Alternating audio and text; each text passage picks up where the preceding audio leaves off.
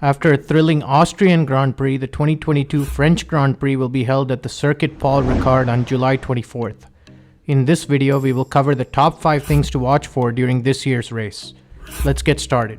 Track limits. At the Austrian Grand Prix, a total of 43 track limit infringements were recorded during the race, with further deleted lap times in qualifying. Most notably, Sergio Perez lost his Q2 lap time after qualifying had finished.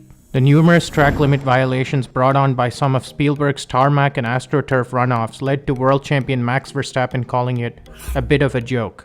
The Circuit Paul Ricard, the venue for the French Grand Prix, has generous tarmac runoffs installed all around the circuit, a design linked to its pedigree as one of Europe's safest circuits popular for testing. Red Bull boss Christian Horner fears that track limit matters will only get worse at the French Grand Prix, and Haas driver Mick Schumacher echoed Horner's concerns, stating, "It's something to be discussed.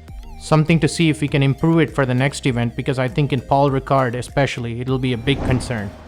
It'll be interesting to see how the FIA will enforce track limits in France." Has Ferrari truly caught up with Red Bull? Team principal Matteo Binotto believes Ferrari has closed the gap to Red Bull thanks to a new update.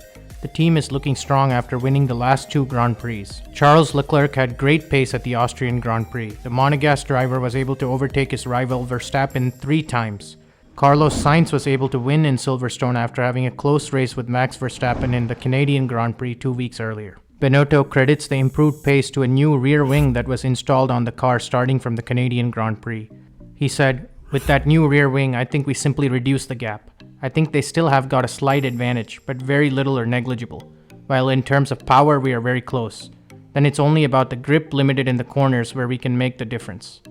Binotto also praised his drivers, saying, "I think we have been faster not only because of the car, but also because of the 2 drivers." Sainz crashed out again in the Austrian Grand Prix due to reliability problems. Had it not been for his DNF, Ferrari could have been on the podium with a 1-2 finish. Have Ferrari solved their reliability issues, and can they finish 1-2 at the French Grand Prix? Ferrari's pace is definitely something to watch for during this weekend's race. Will Mercedes have a race-winning car? Mercedes have gained momentum recently. Silver Arrow finished on the podium for 4 consecutive races. Rivals are expecting Mercedes to be fast in France again. Christian Horner has said, "We'll expect them to be quick in Paul Ricard. They're showing flashes of being there or thereabouts." The last 2 races have been pretty decent for them, and there's no sign, I think, of any porpoising at all. So they seem to be slowly bringing themselves back into the game.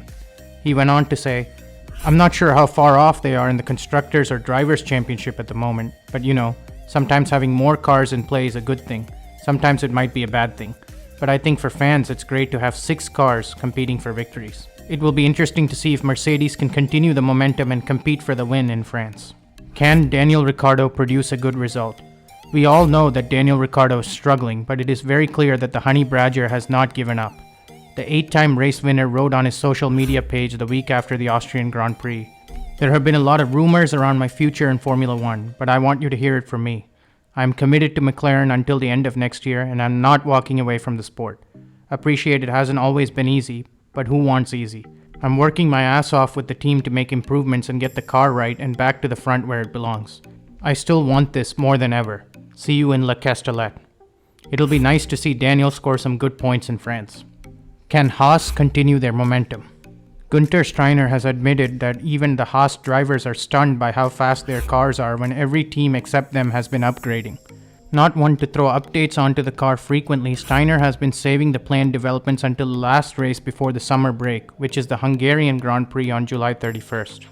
Despite not having updates over the last few races, while their rivals have been bringing new parts designed to make them quicker, Haas has actually improved with the same VF22 they fielded since the start of the season.